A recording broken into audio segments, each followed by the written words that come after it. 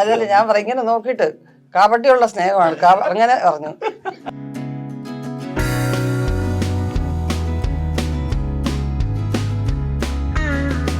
ഏറ്റവും ഇഷ്ടപ്പെട്ടത് ഞാൻ പറയട്ടെ, ഞാൻ ആദ്യം മൂക്കൊലിപ്പിച്ചോണ്ട് വന്നതാണ് ഏറ്റവും ഇഷ്ടം എന്നാണ് പറയുന്നത്. കൊച്ചിലെ അതാണ്.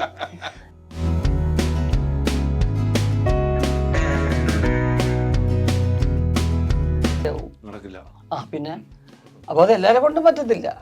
അത് ചെയ്യാനും ഒരു പ്രത്യേക ഇത് വേണം. ഒരേപോലെ ഇങ്ങനെ വില്ലൻ വന്നിരുന്ന് ഇങ്ങനെ മസിൽ പിടിച്ചാൽ മാത്രം വില്ലൻ ആവത്തില്ല.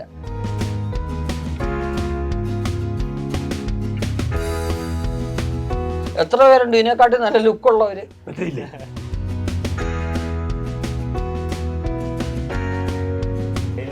എനിക്ക് അതാണ് ഇഷ്ടപ്പെട്ടത്. ഈ 3 ദിവസത്തെ ഇന്റർവ്യൂകളിൽ ഏറ്റവും ഇഷ്ടപ്പെട്ട ഒരു സാധനം ഇതാണ്.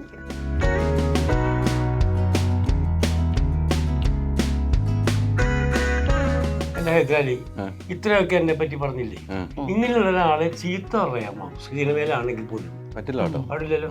എന്നെ പറഞ്ഞ ചീത്ത കുറിക്കണക്കിൽ.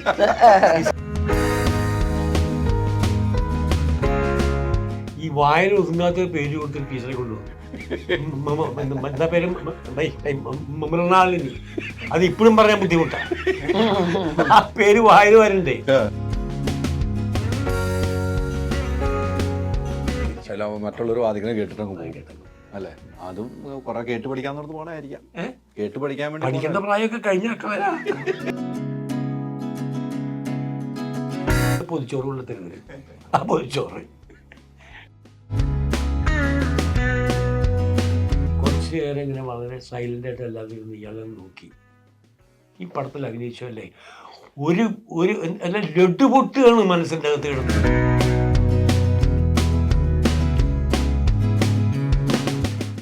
നമസ്കാരം. പുത്തൻ സിനിമയുടെ വിശേഷം പങ്കുവയ്ക്കാൻ 4 അതിഥികൾ, 4 പേർക്കും സ്വാഗതം. ചേച്ചി, നമ്മള് കുറച്ച് നാൾ മുമ്പ് കണ്ടിട്ടൊന്ന് പോയി ഒരു സിനിമയുടെ പ്രൊമോഷൻ കണ്ട്. രവിചേട്ടനെ ഈ ഇടയ്ക്ക് ഞങ്ങൾ കണ്ടിട്ട് പോയി. 3 മണിക്കൂർ കണ്ടു. 3 മണിക്കൂർ തുടർച്ചയായിട്ടിരുന്ന് നമ്മൾ സംസാരിച്ചിട്ട് പോയി അല്ലേ?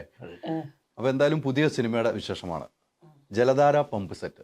നമ്മൾ ആകാശ് പമ്പ് സെറ്റ് എന്നൊക്കെ പരസ്യം കേട്ടിട്ടുണ്ട് അല്ലേ? ഞാനൊക്കെ എൻ്റെ ചെറുപ്പത്തിൽ ഏറ്റവും കൂടുതൽ പരസ്യം കണ്ട ആകാശ് പമ്പ് സെറ്റ് എന്നാണ്. കോയമ്പത്തൂരുള്ള ഒരു മോട്ടറിൻ്റെ പരസ്യമാണ് കേട്ടത്. അതിൻ്റെ അപ്പുറത്തേക്കാണ് ഇപ്പോൾ ഈ പേര് ജലധാര പമ്പ് സെറ്റ്.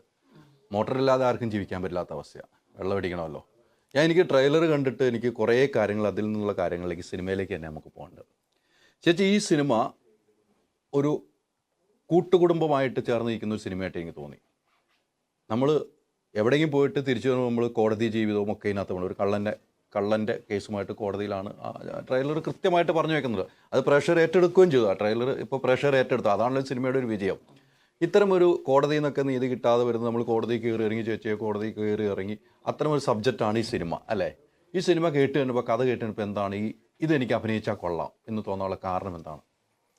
ഒന്നാമത്തത് പിന്നെ ഡയറക്ടർ ആശിഷും സാഗറും അവർ ഫ്രണ്ട്സ്, ഇവർ 2 പേരും ഫ്രണ്ട്സാണ്. പിന്നെ ഇവരുടെ ഒരു ടീം എല്ലാം കൂടി ഒരുമിച്ച് വന്ന കഥ പറയുമ്പോൾ തന്നെ പറഞ്ഞു ഇതൊരു റിയൽ ഇൻസിഡൻ്റ് ആണ് നടന്നുകൊണ്ടിരിക്കുന്നത്. പണ്ടെങ്ങോ നടന്നു കഴിഞ്ഞതല്ല, നടന്നുകൊണ്ടിരിക്കുന്ന, പടം ഷൂട്ട് ചെയ്യുമ്പോഴും നടന്നുകൊണ്ടിരിക്കുന്ന ഒരു കേസിൻ്റെ കാര്യമായത്. അപ്പോൾ അതാണ് നമുക്ക് ഭയങ്കര അട്രാക്ട് ചെയ്തത്. അപ്പം ലോകത്തൊന്നും നടക്കാത്തൊരു അതല്ല, നമ്മുടെ നാട്ടിൽ തന്നെ പിന്നെ നമുക്ക് നടന്നുകൊണ്ടിരിക്കുന്ന ഒരു സംഗതിയല്ലേ. അപ്പം അതിനകത്തുള്ള റിയൽ ഇൻസിഡൻസ് കുറേ ഉണ്ടാവുമല്ലോ. അത് ഒന്നാമത്തെ കാര്യം. രണ്ടാമത്തെ കുറച്ച് ഇൻട്രസ്റ്റിംഗ് ആയിട്ടുള്ള ഒരു ക്യാരക്ടറാണ് ഈ സ്ത്രീ. എന്തെല്ലാം വിഷമങ്ങളുണ്ടായാലും ആൾക്കാരുടെ മുമ്പിൽ വളരെ പ്രസന്നവതിയായിട്ടും എല്ലാവരോടും സ്നേഹമായിട്ട് അവരുടെ പ്രശ്നങ്ങളിൽ ഇടപെട്ട് അവരുടെ ദുഃഖങ്ങളൊക്കെ അറിഞ്ഞ് ജീവിക്കുന്ന അങ്ങനെ ജീവിക്കാൻ ആഗ്രഹിക്കുന്നൊരു സ്ത്രീ.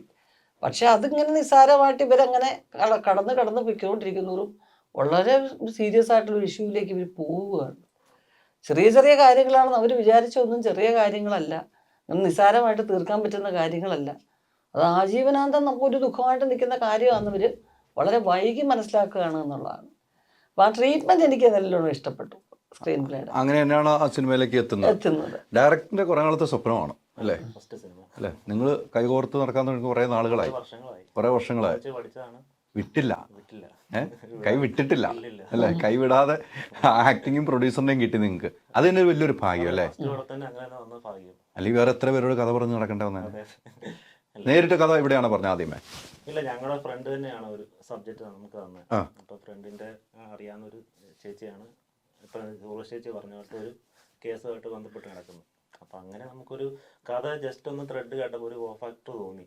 അപ്പം നമുക്കത് മുൻപോട്ട് പോകാൻ തോന്നി. അങ്ങനെ നിങ്ങൾ തമ്മിൽ കൈ കോർത്തു. കൈ വിടരുത് കേട്ടോ ഇനി. ഇല്ലില്ല. കൈ വിടാതെ പിടിച്ചോണം. അതാണ് ഒരു വിജയം നമുക്ക്, അല്ലേ? ഉർവശി ചേച്ചി വേണം, രവിചേട്ടൻ വേണം എന്ന് തീരുമാനിക്കാനുള്ള കാരണം എന്താണ് ഈ സബ്ജക്റ്റിന്? പകരം വെക്കാൻ ആളില്ല, അത് തന്നെയാണ് ഉർവശി ചേച്ചിയിലോട്ട് എത്തിയത്. പിന്നെ രവിചേട്ടൻ ഒരു ക്യാരക്ടർ നമ്മുടെ പടത്തിൽ അപ്പയ വേറെ ഒന്നും ചിന്തിച്ചില്ല. ആ ക്യാരക്ടർ വന്നപ്പോൾ തന്നെ രവിചേട്ടൻ അത് മതിയെന്ന് ഫിക്സ് ചെയ്തു. അങ്ങനെ തന്നെ മുമ്പോട്ട് പോയി. ഈ ഉർവശി ചേച്ചിയുടെ കഥ പറഞ്ഞപ്പോൾ ആദ്യം ഇപ്പോൾ പറഞ്ഞു അങ്ങനെയാണ് ഇഷ്ടപ്പെട്ടത്. രവിചേട്ടൻ എങ്ങനെ ഇഷ്ടപ്പെട്ടു ഈ കഥ കേട്ടപ്പോൾ? രവിചേട്ടൻ ഭയങ്കരമായിട്ട് ഇഷ്ടപ്പെട്ടു. കുറച്ചാളായി ഒരു വക്കീൽ ക്യാരക്ടർ ചെയ്തിട്ട്, പക്ഷെ മുഴുനീള ക്യാരക്ടറും ഞങ്ങൾ കുറച്ച് മാനറിസങ്ങളെല്ലാം പറഞ്ഞു കൊടുത്തു. എന്ന് വെച്ചാൽ ഒരു കേസില്ലാ വക്കീലാണ്, ഓട്ടക്കോട്ടാണ് ഫുൾ ടൈം, പടം തീരുന്നതും വരെ ഓട്ടക്കോട്ടിട്ടാണ്. അപ്പോൾ രവിചേട്ടന് ഭയങ്കരമായിട്ട് ഇഷ്ടപ്പെട്ടു. അങ്ങനെ അത് മുമ്പോട്ട് പോയി. അല്ല, ട്രെയിലർ രവിചേട്ടൻ ഒരു ഡയലോഗ് പറയുന്നത് എനിക്ക് പെട്ടെന്ന് മറന്നുപോയി. ഒരു വിക്കിക്കൊണ്ട് ഒരു ഡയലോഗ് പറയുന്നുണ്ട്. അത് ഗംഭീര കയ്യടിയാ. അതാണ് പ്രശ്നം. എന്താ വെച്ചാല് ഈ വായന ഒതുങ്ങാത്ത പേര് കൊടുത്തൊരു ടീച്ചറെ കൊണ്ടുവന്നു. എന്താ പേര്? മൃണാളിനി. അത് ഇപ്പോഴും പറയാൻ ബുദ്ധിമുട്ടാണ്. ആ പേര് വായന വരണ്ടേ? അങ്ങനെ പറഞ്ഞു പോയതാ. ഒറിജിനലായിട്ട് വന്നത് അങ്ങനെ വന്നു പോയതാ. മറ്റേ ഓപ്പോസിറ്റ് വക്കീലും മജിസ്ട്രേറ്റും പറയാം ആദ്യം എന്റെ കക്ഷിയുടെ പേര് പറഞ്ഞ് പഠിക്കണോ, എന്നിട്ട് വന്നൂടെ, എന്നിട്ടല്ലേ ബാധിക്കേണ്ടത്. എന്റെ കക്ഷിയായ എന്ന് പറഞ്ഞാൽ ഇപ്പോഴും ആ പേര് പഠിച്ചിട്ടില്ല അല്ലേ? ഇപ്പോഴും കൃത്യമായിട്ട് പറയാൻ ബുദ്ധിമുട്ടാണ്. ഇപ്പോഴും ബുദ്ധിമുട്ടാണ്. പക്ഷെ ഞാൻ പേരെന്ന് പറഞ്ഞു രവിചേട്ടന് അല്ല, പേര് എനിക്കറിയാം. നമ്മുടെ വായന അത് ഒതുങ്ങി കൃത്യമായിട്ട് വരണ്ടേ? അതാ പ്രശ്നം. പേരറിയാത്തല്ല, ഒതുങ്ങി കിട്ടില്ല. മൃണാളിനിയാന്ന് എനിക്കറിയാന്ന് ഒറ്റയടിക്ക് പറയാൻ പറ്റും. ഒറ്റയടിക്ക് പറയാൻ പറ്റില്ല. പറയുമ്പോ ആൾക്കാർക്ക് തോന്നുന്നത് എന്തെങ്കിലും എന്താ സ്റ്റാമറിങ് ഉണ്ട്, വിക്കലുണ്ടല്ലോ, കൺഫ്യൂഷൻ തോന്നും. അല്ല, എനിക്ക് പറ്റണ്ടത് സത്യമാണ് ഇപ്പൊ പറയാം. എനിക്ക് വിക്കലുണ്ടെന്നാ തോന്നിയ ട്രെയിലർ കണ്ടപ്പോ. വിക്കല്ല പലർക്കും ബുദ്ധിമുട്ടായിരുന്നു പേര് പറയാൻ. അല്ലേ? അല്ല, ബാബു ഇട്ട് കൊടുത്ത് എന്ത് എളുപ്പമുണ്ടായിരുന്നു. അതാണ്. അത് ചില കേട്ടിട്ടുണ്ടല്ലോ, സൈക്കിളിൽ പോകുമ്പോൾ WH മുമ്പ് പിടിച്ചു പോലീസുകാർ. എന്നിട്ട് ചോദിച്ചു പേരെന്താന്ന് ചോദിച്ചു. ഷാർഗധരൻ. ഇയാളിത് എങ്ങനെയാ ഇതിന് കുറഞ്ഞ ആലോചിച്ചു. എന്നിട്ട് പറഞ്ഞു, നിന്റെ പേര് ബാബു, നിന്റെ അച്ഛൻ്റെ പേര് കൃഷ്ണൻ, അത് മതി പോയിക്കളാൻ. അല്ല ചേച്ചി, ഈ പറഞ്ഞ പോലെ രവിചേട്ടനുമായിട്ട് രവിചേട്ടൻ ഇപ്പൊ എത്ര തലമുറയുടെ കൂടെ അഭിനയിച്ചു എന്നറിയോ? ചേച്ചിയും ആ ഭാഗ്യം കിട്ടിയ ആളാ.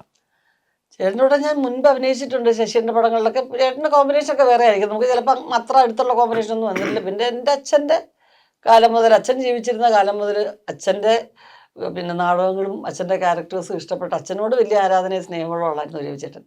അങ്ങനെ ചേട്ടൻ എൻ്റെ വീട്ടിൽ വന്നിട്ടുണ്ട്. കലച്ചേച്ചിയുടെ കൂടെ പടം വർക്ക് ചെയ്തിട്ടുണ്ട്, കൽപ്പന ചേച്ചിയുടെ കൂടെ ഉണ്ട്, എൻ്റെ കൂടെ വർക്ക് ചെയ്തിട്ടുണ്ട്, അന്നേ വർക്ക് ചെയ്തിട്ടുണ്ട്, അമ്മയുടെ കൂടെയും വർക്ക് ചെയ്തിട്ടുണ്ട്. അത് കഴിഞ്ഞ് ഒരു കാലഘട്ടം കഴിഞ്ഞിട്ട് ചേട്ടൻ ആഫ്രിക്കയിൽ പോയി ബിസിനസ്സും കാര്യങ്ങളൊക്കെ ആയി തിരിച്ച് വലിയ ഡിമാൻഡായിട്ട് വീണ്ടും വന്നു. അപ്പോഴും ഞാൻ ചേട്ടൻ്റെ പടങ്ങളൊക്കെ കാണും. ചേട്ടനെ വീണ്ടും വന്നപ്പോൾ എൻ്റെ അമ്മയൊക്കെ എപ്പോഴും പറയും, രവി വീണ്ടും വന്ന് അഭിനയിക്കുന്നുണ്ട്, നല്ല നടന്മാർക്ക് എന്തെങ്കിലും ഒരു മുട്ടുണ്ടാവും, എപ്പോൾ വന്നാലും അവരാ സ്വർണം പോലെ തന്നെ നമ്മൾ അത് സൂക്ഷിക്കുമല്ലോ, എപ്പോഴാണ് ഒന്ന് രവിയെ കാണുന്ന, മദ്രാസിലൊക്കെ വരുമോ എന്ന് എന്നൊക്കെ ഇങ്ങനെ പറയും. യാദൃശ്യമായിട്ട് ഈ പടത്തിൽ പിന്നെ രവിചേട്ടൻ അഭിനയിക്കുന്ന പറയുമ്പോൾ ഞാൻ പറഞ്ഞ അമ്മയുടെ തമ്മ രവിചേട്ടനാണ് അഭിനയിക്കുന്നത്. അപ്പോൾ അതൊരു ഭയങ്കര നമുക്കൊരു ഭയങ്കര കംഫർട്ടായിട്ട് തോന്നി. നമുക്ക് ഒത്തിരി അടുപ്പമുള്ള ആൾക്കാരുമായിട്ട് വർക്ക് ചെയ്യാൻ പറ്റുമല്ലോ. ഞങ്ങൾ തമ്മിൽ കുറേ കോമ്പിനേഷനുണ്ട്. ഏറ്റവും കൂടുതൽ ഈ വക്കീലാണ്, പിന്നെ എല്ലാ കാര്യങ്ങളും പറയുകയും വന്ന് ഈ കേസിൻ്റെ കാര്യം പറയുകയും ഒക്കെ ചെയ്യുന്നത് വക്കീലാണല്ലോ. അതെ അതെ അതെ അതെ, കുറേ കോമ്പിനേഷൻ അങ്ങനെ ഈ പടത്തിലാ കിട്ടിയത്. എന്റെ ഹൈദരാലി ഇത്രയൊക്കെ എന്നെ പറ്റി പറഞ്ഞില്ലേ, ഇങ്ങനെയുള്ള ഒരാളെ ചീത്ത പറയാമോ സിനിമയിലാണെങ്കിൽ പോലും? പാടില്ലല്ലോ. എന്നെ പറഞ്ഞ ചീത്ത ഈ സിനിമ നിർത്തിപ്പോയാൽ മതി എന്ന് നമുക്ക് തോന്നിക്കാൻ സമയം. അമ്മാരി കോട്ടൂരി പോടോ വെറുതെ നിൽക്കണത്. ഇങ്ങനെയൊക്കെ ഒരു വക്കീൽ ഞാനുമല്ലേ ആ കേസുമായിട്ട് കോടതി മൊത്തം എത്ര നാള് നടത്തി. പക്ഷെ എത്ര നാള് നടത്തിയാലും എത്ര കേസ് നടത്തിയാലും അച്ഛനടക്കമുള്ള ആൾക്കാർ എൻ്റെ വളരെ അടുത്ത ആൾക്കാരായിരുന്നു. ആ പാവപ്പെട്ട എന്നെ ഈ ചീത്ത പറയാൻ നിൽക്കേണ്ട കാര്യം ഉണ്ടായിരുന്നു. അല്ല, ശരിക്കും ഒരു സ്റ്റേജിൽ മനസ്സിലായി നമ്മൾ ഈ വീട്ടമ്മ, സാധാരണ ഒരു വീട്ടമ്മയുടെ വിചാരം ഇങ്ങനെ ഒരു ചെറിയൊരു കേസാണ്, ഇങ്ങനെ വീട്ടിൽ നിത്യോപയോഗ ഒരു സാധനം ഒന്നും കാണാതെ പോയി, അത് ഇത്രയും കാലമായിട്ട് ഇങ്ങനെ നടത്തേണ്ട കാര്യമില്ലല്ലോ എന്നാ നമ്മൾ വിചാരിക്കുന്നത്. പക്ഷെ ഇത് ആ ഒരു ക്യാരക്ടറിനെ ചീത്ത പറയുമ്പോഴൊക്കെ പിന്നെ അദ്ദേഹം എക്സ്പ്ലെയിൻ ചെയ്യുന്നുണ്ട്, ടീച്ചറെ നിങ്ങളൊന്നും മനസ്സിലാക്കണം, ഇതിനേക്കാൾ മുൻപ് വന്ന പല കേസുകൾ ഈ ക്യൂസസിൽ കിടക്കുക, ആ കേസ് ബാധിച്ചിട്ടൊക്കെ വലിയ വലിയ കേസുകൾ, കൊലപാതക കേസ് നടത്തുമ്പോൾ പിന്നെ ഇതിനായിരിക്കും മുൻഗണന കൊടുക്കുന്നത്. അത് പറഞ്ഞിട്ടല്ലേ ഇത് പറയാൻ പറ്റത്തുള്ളൂ. അപ്പൊ ഇതൊന്നും ഇവരുടെ തലയിൽ കയറത്തില്ല. ഇവർ അത് ഇങ്ങനെ വിചാരിച്ചത് നടക്കും, ഇങ്ങനെ നടത്തുന്നില്ല, അതാ വിചാരിക്കുന്നത്. അങ്ങനെയാണ് ഓരോ സീനും കഴിയും തോറും ഇവർ മനസ്സിലാക്കുന്നത് നമ്മൾ ഉദ്ദേശിക്കുന്ന തരത്തിലല്ല. നിയമത്തിന്റെ വഴി പോകുമ്പോൾ അതിൻ്റെതായ കാര്യങ്ങളും അതിൻ്റെതായ കാലതാമസം ഉണ്ടാവും. ഒരു മെസ്സേജും കൂടെ ഉണ്ട് ഈ സിനിമയിൽ. തീർച്ചയായും അതാണ് അതാണ് ഏറ്റവും ഒരു മെസ്സേജ് ഈ സിനിമയിൽ പറയുന്നുണ്ട്. ഈ മെസ്സേജ് സൊസൈറ്റിക്ക് കൊടുക്കാവുന്ന ഒരുപാട് മെസ്സേജസ് ഉണ്ട് അതിൻ്റെ അകത്ത്. തീർച്ചയായിട്ടും ഉണ്ട്. അതാണ് ഒരു നല്ല ഹൃദയമുള്ള ഒരു അമ്മയുടെ അമ്മയും കൂടി ഇതിൻ്റെ അകത്തുന്നുണ്ട്. മനസ്സ് എന്തൊക്കെ പ്രശ്നങ്ങളുണ്ടെങ്കിലും ഒരു അമ്മ സ്വസ്ഥമായിട്ട് സത്യം നീതി ഒക്കെ വിട്ടാലും ഒരുപാട് സെൻറ്റിമെൻറ്റ്സ് ഉള്ള സ്നേഹമുള്ള ഒരു അമ്മ അത് കാണിക്കുന്നുണ്ട്. അതൊക്കെ ഒരു നല്ല മെസ്സേജാണ്. എന്തായാലും പൈസ മുടക്കിയതൊക്കെ മുതലാവും കേട്ടോ. ധൈര്യമായിട്ട് മുന്നോട്ട് പോകണം. തീർച്ചയായിട്ടും നമ്മൾ പറഞ്ഞൊക്കെ പൊന്നാകാറുണ്ട് അല്ലേ? അതൊക്കെ നടക്കും. പക്ഷെ ഒരു സിനിമയാണ് നമ്മളിപ്പോൾ ചെയ്തിരിക്കുന്നത് അല്ലേ? നമ്മളൊരു കൂട്ടുകെട്ടിലൊരു സിനിമ വരുന്നു, അത് നമ്മൾ എത്രയേ കാലങ്ങൾ കൊണ്ട് ഇഷ്ടപ്പെട്ട് ആരാധിക്കുന്ന താരങ്ങളാണ് ഈ സിനിമയിലുള്ളത്. അതും നിങ്ങൾക്കൊരു പോസിറ്റീവാണ് അല്ലേ? അഭിനയിച്ചിട്ടുമുണ്ട്. അഭിനയം നേരത്തെ മോഹമുണ്ടായിരുന്നു? ഞാൻ ആക്ച്വലി കുറേ ഫിലിംസ് ചെയ്തിട്ടുണ്ട്. അതല്ലേ, നമ്മൾ ഇതുവരെ കണ്ടുമുട്ടാൻ പറ്റിയിട്ടില്ല എന്ന് എനിക്ക് തോന്നുന്നത്. കുറേ ഫിലിംസ് ചെയ്തിട്ടുണ്ട്. ഞാൻ ഇപ്പോൾ ഒരു 10-15 വർഷമായി അസിസ്റ്റന്റ് ഡയറക്ടറായിട്ടും അസോസിയേറ്റ് ആയിട്ടും ചീഫായിട്ടും സിനിമ മൊത്തം പഠിച്ചു. അങ്ങനെ പറയാൻ പറ്റും. അല്ല, അസിസ്റ്റന്റായിട്ടും അസോസിയേറ്റ് ഒക്കെ ആയിട്ട് പറയുമ്പോൾ സിനിമയെ കുറിച്ച് അറിയാലോ. ഒരുവിധം സിനിമ പഠിച്ചത് കൊണ്ടാണ് ഈ 3 പേര് അവര് കൂടപ്പുറപ്പുകൾ പ്രൊഡ്യൂസേഴ്സ് ആയിട്ടും സാഗറിന്റെ തലയിൽ തന്നെ ഇത് മുഴുവനും ഉത്തരവാദിത്തം വെച്ചു കൊടുക്കണമെങ്കിൽ സിനിമ അറിയാവുന്നതുകൊണ്ടാ? തീർച്ചയായിട്ടും അറിയാവുന്നതുകൊണ്ടാ. അല്ല, എന്താ പറയാ, ഈ സിനിമ ഒരു എന്നെ സംബന്ധിച്ചിടത്തോളം ഒരു വലിയൊരു പുതിയൊരു ഇതാണ്. കാര്യം നമ്മുടെ പ്രൊഡക്ഷൻ ഹൗസ് ആദ്യമായിട്ട് നമ്മളൊരു പടം പ്രൊഡ്യൂസ് ചെയ്യാണ്. ആദ്യം ഒരു ഷോർട്ട് ഫിലിമാണ് ചെയ്തിരുന്നത്, ആരം എന്ന് പറഞ്ഞിട്ട്. അതിനുശേഷം നമ്മളൊരു ഫീച്ചർ ഫിലിം. ആശിഷ് എൻ്റെ കൂടെ 2005 തൊട്ട് ഞങ്ങൾ ഒരുമിച്ച് ഫിലിം ഇൻസ്റ്റിറ്റ്യൂട്ട് പഠിച്ചാണ്. അപ്പോൾ ആശിഷ് എന്നെ ഡയറക്ടർ ആകാൻ പറ്റുന്നു. അതേപോലെ തന്നെ 2019 ഞാൻ ഈ കഥ കേൾക്കുന്നത്. സനു എന്ന് പറഞ്ഞ എൻ്റെ ഫ്രണ്ട്, സനു കെ ചന്ദ്രൻ, പുള്ളിയുടെ സ്റ്റോറി. അപ്പോൾ ചേച്ചി പറഞ്ഞ ഒരു റിയൽ ഇൻസിഡൻറ്റിൽ നിന്ന് എടുത്തിട്ട് സിനിമാറ്റിക് ആക്കി മാറ്റിയ ഒരു സിനിമയാണ്. പിന്നെ ഇതിൽ കുറേ ആൾക്കാർ നമ്മുടെ ഫ്രണ്ട്സുകൾ, അതിൻ്റെ റൈറ്ററായിട്ട് വരുന്നത് ഒന്ന് ആശിഷും പിന്നെ പ്രജിനുമാണ് റൈറ്റ് ചെയ്തിരിക്കുന്നത്. എൻ്റെ ക്യാമറ ചെയ്തിരിക്കുന്നത് സജിത് പുരുഷനുണ്ട്, വിശ്വജിത്ത് ആദ്യം ചെയ്തിരുന്നു, പിന്നെ കൈലാസാണ് അതിൻ്റെ മ്യൂസിക് ചെയ്തിരിക്കുന്നത്. അപ്പം ഒരുപാട് ഇൻഡസ്ട്രിയിൽ തന്നെ പരിചിതരായിട്ടുള്ള ഒരുപാട് ടെക്നീഷ്യന്മാരും ഉണ്ട്. അതേപോലെ തന്നെ നമ്മൾ എന്താ പറയുക, കുട്ടിക്കാലത്ത് തൊട്ട് കണ്ട് ആരാധിക്കുന്ന, നമുക്ക് ഒരു ആക്ടറായിട്ട് നിൽക്കാൻ തന്നെയാണ് എൻ്റെ ആഗ്രഹം. അപ്പം ഒരു ആക്ടർ എന്നുള്ള രീതിയിൽ ചെറുപ്പം തൊട്ടേ ഇവരുടെയൊക്കെ കൂടെ അഭിനയിക്കാൻ പറ്റുമെന്നൊരു നമുക്കൊരു ഇതുണ്ടല്ലോ, നമുക്കൊരു സ്വപ്നമാണ് ആക്ച്വലി. അപ്പം ഉർവശി ചേച്ചിയുടെ കൂടെയും രവിചേട്ടൻ്റെ കൂടെയും ഞാൻ ഇന്ദ്രൻ ചേട്ടനോട് 2 ഫിലിം അഭിനയിച്ചിട്ടുണ്ട്. പക്ഷെ ഇവരെല്ലാവരുടെയും കൂടെ, പിന്നെ മലയാളത്തിൻ്റെ ഒരു വലിയൊരു ഡയറക്ടർ ആയിരുന്നു നമ്മുടെ ജോണി ചേട്ടൻ. ഇപ്പോഴത്തെ ഒരു മലയാള സിനിമയിലെ മെയിൻ ഒരു ആർട്ടിസ്റ്റാണ് ആക്ച്വലി. അപ്പോൾ ഇവരുടെ എല്ലാവരുടെയും കൂടെ അഭിനയിക്കാൻ പറ്റിയതൊരു വലിയ ഭാഗ്യം. ചേച്ചിയുടെ കൂടെ ത്രൂ ഔട്ട് ഒരു വേഷം, ഉണ്ണി എന്ന് പറയുന്ന ക്യാരക്ടർ. അപ്പോൾ എനിക്ക് ഒരുപാട് കാര്യങ്ങൾ പഠിക്കാൻ പറ്റും. തമിഴ് കൂടെ ഉണ്ടെന്നോ? തമിഴ് സംസാരം കൂടെ ഉണ്ടെന്നോ? തമിഴ് ട്രെയിലറിൽ ഒരു തമിഴ് ഡയലോഗ്. അത് ഞാൻ തമിഴ്നാട്ടിൽ പോയി പെട്ടുപോകുന്നു. അല്ലെ, സിനിമ അഭിനയത്തിന് വേണ്ടി തമിഴ്നാട്ടിൽ പോയി പെട്ടുപോയിട്ടുണ്ടോ? ആ, അപ്പൊ അതും കൂടെ ഓർത്തെടുക്കാൻ പറ്റില്ലേ? അതുകൂടെ ചോദിക്കണമല്ലോ, അതുകൂടെ ഓർത്തെടുക്കാൻ പറ്റുന്നത് പറ്റുമല്ലോ അല്ലേ? ഈ ഇത്തരമൊരു കഥ ഇപ്പം നമ്മൾ ഇതിൻ്റെ ഒരു പേരാണ് എനിക്കൊരു ഹൈലൈറ്റ് ആണ്. നമ്മൾ സാധാരണ ഒരു ഇപ്പം മോട്ടോർ മോഷണം പോകുന്നു അങ്ങനെയൊക്കെ കഥയാണെങ്കിലും ഈ ജലധാര പമ്പ് സെറ്റ് എന്ന് തന്നെ ഒരു പേരുള്ള ആൾക്കാരുണ്ട്. അത് കൃത്യമാണ് ആ പേരോട്ടോ ഇതിന്. കറക്റ്റ്. നമുക്ക് ഇത് മെയിനിന്റെ നട്ടലെന്ന് പറഞ്ഞാൽ ഈ പമ്പ് സെറ്റ് തന്നെയാണ്. അപ്പോൾ ഞങ്ങള് സാധാരണ സിനിമ എന്തെങ്കിലും ഡയലോഗായിട്ടൊരു പേരിടാനോ അങ്ങനെ ആർട്ടിസ്റ്റിന്റെ ക്യാരക്ടറിന്റെ പേരോ അതൊന്നും ഞങ്ങൾ നോക്കി, പക്ഷെ ഒന്നും വർക്കൗട്ട് ആയില്ല. പിന്നെ അവസാനം ഒരു പേര് ജലധാര പമ്പ് സെറ്റിലോട്ട് എത്തിപ്പെട്ടത്. അത് ആദ്യം തന്നെ പേരുണ്ടായിരുന്നു അല്ലെ? ആദ്യം തന്നെ സ്ക്രിപ്റ്റ് എഴുതി കഴിയുമ്പോൾ തന്നെ പേരിലേക്ക് എത്തി. കുറച്ച് നോക്കി, പക്ഷെ അവസാനം ജലധാര പമ്പ് സെറ്റ് എന്ന് ഞങ്ങൾ എല്ലാവരും കൂടെ ഒന്ന് പ്ലാൻ ചെയ്ത് നോക്കിയപ്പം കിട്ടി. ഒരു ഡയറക്ടർ എന്ന നിലയിൽ ഇത്തരം സീനിയർ ആർട്ടിസ്റ്റുകളെ വെച്ച് സിനിമ ചെയ്യുമ്പോൾ ടെൻഷൻ ഉണ്ടായിരുന്നു? നല്ല ടെൻഷൻ ഉണ്ടായിരുന്നു. ചേച്ചിയെ പോലെ എത്ര വലിയ ആർട്ടിസ്റ്റ് അത് കുറച്ച് ദിവസം ടെൻഷൻ ഉണ്ടായിരുന്നു. പിന്നെ ചേച്ചി നമ്മളെ ഒരു കുടുംബത്തിലെ ആളെ പോലെ നമ്മളെല്ലാരും കണ്ടേ, അങ്ങനെ സന്തോഷമായി. രവിചേട്ടനെ കാണുമ്പോൾ ഒരു ഭീകരനായിട്ട് തോന്നി. കൊള്ളക്കാരനും കൊലപാതകനായിട്ടുള്ള ഒരാളെ രവിചേട്ടൻ നമ്മൾ 5 മിനിറ്റ് സംസാരിച്ചാൽ തന്നെ ഒരു കുട്ടികളുടെ സ്വഭാവം തന്നെയാണ്. കേട്ടല്ലോ അല്ലേ? നമ്മൾ തന്നെ ഫ്ലാറ്റ് ആവും, പിന്നെ പേടിക്കണ്ട. നമ്മളെ ഫ്ലാറ്റാവും, പിന്നെ ഒട്ടും പേടിക്കണ്ടെന്ന്. എന്തായാലും രവിചേട്ടാ കുറേ സിനിമകൾ ചെയ്തു വെച്ചിട്ടാണ് ഇപ്പം വീണ്ടും ഈ തലമുറ, നമ്മൾ അന്നെടുത്ത ഇന്റർവ്യൂ പുതിയ തലമുറയോട് കൂടെ ഇങ്ങനെ അഭിനയിച്ചു പോകണം. അഭിനയം ഒരു ജീവിതത്തിന്റെ മനസ്സിന്റെ ഹൃദയത്തിന്റെ ഉള്ളിൽ ഇങ്ങനെ ഇടുവാണ്. തീർന്നിട്ടില്ല, നമ്മൾ പഠിത്തം തീർന്നിട്ടില്ല ഇപ്പോഴും, അല്ലേ എന്ന് വേണ്ട പറയാൻ. അഭിനയത്തിന്റെ പഠിത്തം തീർന്നിട്ടില്ല. തീർച്ചയായിട്ടും. എനിക്ക് ഈ സിനിമയെ സംബന്ധിച്ച് പറയുമ്പോൾ ഈ പ്രത്യേകിച്ച് ഈ പ്രൊഡ്യൂസറെ എൻ്റെ ലൈനുമായിട്ട് വളരെയധികം അടുത്ത് നിൽക്കുന്ന ഒരാളാണ്. എന്താ വെച്ചാൽ ഞാൻ സിനിമയിൽ അഭിനയിക്കാനുള്ള മോഹം കയറിയിട്ട് ഓടി വന്ന സിനിമയിലേക്ക് വന്ന ആളല്ല ഞാൻ. എൻ്റെ മേഖല നാടകമായിരുന്നുകൊണ്ട് നാടകത്തിൽ അഭിനയിച്ചുകൊണ്ടിരിക്കുമ്പോൾ എൻ്റെ റീച്ചിലുള്ള സിനിമ ആയിരുന്നില്ല സിനിമ. അതുകൊണ്ട് അതിനെപ്പറ്റി മോഹിച്ചിട്ടില്ല. കാരണം ഇപ്പോൾ നമുക്ക് പ്രധാനമന്ത്രിയാവുന്ന മോഹമൊന്നുമില്ലല്ലോ, നമ്മുടെ റീച്ചിലല്ല. അതുപോലത്തെ എൻ്റെ റീച്ചിലല്ലാത്ത മദിരാശിയിലായിരുന്ന സിനിമയെക്കുറിച്ച് എനിക്ക് ഒരു ധാരണ ഉണ്ടായിരുന്നില്ല. അപ്പോൾ അതിൽ അഭിനയിക്കുന്നത് ഞാൻ മോഹിച്ചിട്ടില്ല. പക്ഷേ ഈ നാടകവുമായിട്ട് ബന്ധപ്പെട്ട്, റേഡിയോ നാടകമായിട്ട് ബന്ധപ്പെട്ട ഒരു ദിവസം എൻ്റെ മുമ്പിലേക്ക് വന്ന് പെടുകയാണ് ഈ സിനിമ. തെക്കൊടിയായിട്ട് എന്നെ വിളിച്ചിട്ട് ചോദിക്കുകയാണെന്ന് സിനിമയിൽ അഭിനയിക്കണമെന്ന്. അങ്ങനെയാണ് ഉത്തരായനം എന്ന് പറഞ്ഞ സിനിമയിൽ അഭിനയിച്ചത്. സിനിമ അഭിനയിച്ച് കഴിഞ്ഞപ്പോൾ ഞാനിങ്ങനെ മോഹത്തോടെ കാത്തിരിക്കണം എന്താണെന്ന് പറഞ്ഞു കഴിഞ്ഞാൽ ഈ സിനിമ ഒന്ന് പുറത്തിറങ്ങട്ടെ, എന്നിട്ട് വേണം നസീർ സാറിൻ്റെ പിന്നാലെ ആൾ കൂടുമ്പോൾ എൻ്റെ പിന്നാലെ ആൾ കൊണ്ടിരിക്കുന്ന പ്രമായിട്ട് നടക്കാമെന്നാണ്. ഒരാളും എന്നെ തിരിച്ചറിഞ്ഞില്ല. ഇതാണ് ഇപ്പം അങ്ങനെ അവസ്ഥ കേട്ടോ. അത് ഞാൻ പറഞ്ഞ് റിലേറ്റീവ് എന്ന് പറഞ്ഞാൽ വേണ്ട. അപ്പോൾ നമ്മൾ അത് കഴിയുമ്പോൾ പിന്നെ ഈ ചക്രക്കുളത്തിൽ കൈയിട്ടവരെയായി പോയി. എങ്ങനെയെങ്കിലും എന്നെ 4 പേര് അറിയണമെന്നൊരു മോഹമായി. കാരണം ഈ സിനിമ ഒന്ന് വിട്ടു പോകാൻ പറ്റില്ലെന്നായി. മാത്രമല്ല എനിക്കൊരു ധൈര്യം കിട്ടി, ഇത് എനിക്ക് പറ്റുന്നൊരു തോന്നലുണ്ടായി. അപ്പോൾ പിന്നെ എന്തായാലും വഴിയെന്ന് ആലോചിച്ച് കഴിഞ്ഞപ്പോൾ സ്വന്തമായിട്ട് പടം എടുക്കാമെന്നാണ്. അങ്ങനെ കാശ് മുടക്കി പടം എടുത്ത് വെറുതെ നൂലിൽ കെട്ടിയിറക്കിയ ആളല്ല ഞാൻ, മനസ്സിലായില്ലേ? അതുപോലെ തന്നെയാണ് കാശെടുത്ത് പടം എടുത്ത് വന്ന ആളാണ്. അപ്പോൾ അയാൾ ഈ സിനിമയൊക്കെ എടുത്ത് കഴിഞ്ഞിട്ട് ഏറ്റവും അവസാനം വന്നപ്പോൾ ഈ സെൻസർ സർട്ടിഫിക്കറ്റ് മേടിക്കാൻ പോകണമല്ലോ മദിരാശിയിൽ. അത് മേടിച്ച് പോയിട്ട് അവിടെ ചെന്ന് ഈ മൂപ്പിൽ എന്നെ വിളിക്കുക, ചേട്ടാ സെൻസർ കഴിഞ്ഞു കേട്ടോ. നമ്മൾ സന്തോഷം. അപ്പം വെച്ചാൽ നല്ലൊരു സർട്ടിഫിക്കറ്റ് കിട്ടിയിട്ടുണ്ടാവും എന്ന് പറഞ്ഞാൽ ഈ സിനിമയെ സംബന്ധിച്ചോളം ഉണ്ടാവില്ല എന്ന് എനിക്ക് ഉറപ്പാണ്. പിന്നെ ഭംഗിയുള്ളത് കാരണം ഞാൻ ആ പണിയൊന്നും ചെയ്തിട്ടില്ലല്ലോ എൻ്റെ അകത്ത്, പഴയപടിയൊന്നും ചെയ്തിട്ടില്ല. അപ്പം പിന്നെ അതിൽ ഉണ്ടാവില്ല എന്ന് എനിക്ക് ഉറപ്പുണ്ട്. അപ്പോൾ അതുകൊണ്ട് പിന്നെ വേണ്ട യു കിട്ടിയെന്നായിരിക്കണമല്ലോ. അപ്പോൾ അതായിരിക്കും വെക്കുവാറും എന്ന് ചോദിച്ചു. അപ്പം ഞാൻ ചോദിച്ചു, എന്താ ഇത്ര വലിയ സന്തോഷത്തിൻ്റെ കാരണം? അതിന് സന്തോഷത്തിൻ്റെ കാരണം എന്താ അറിയോ? ഞാനത് നല്ലോണം എൻ്റെ ഉള്ളിൽ കയറിയ ഒരു സംഭവമായ സംഗതി. അത് കറക്റ്റാണെന്ന് ഞാൻ 101% പറയുന്ന ആളാണ്.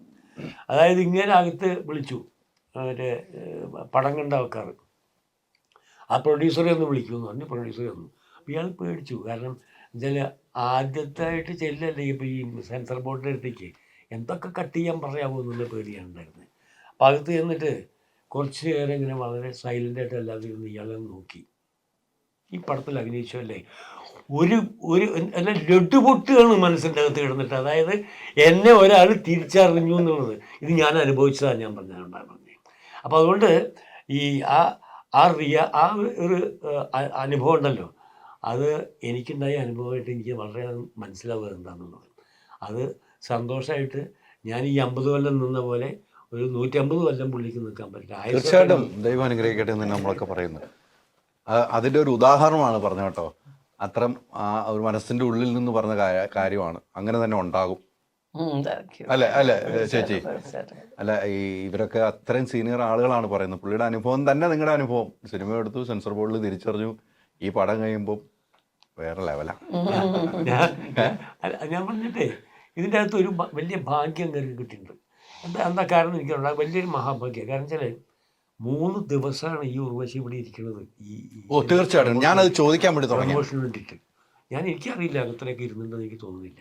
എൻ്റെ ഒരു 10-16 ഇന്റർവ്യൂ കൊടുത്തു ഞാൻ അറിഞ്ഞു. അപ്പം എന്തായിരിക്കും കാരണം? വേറൊരു കാരണം ഉണ്ടാവില്ല.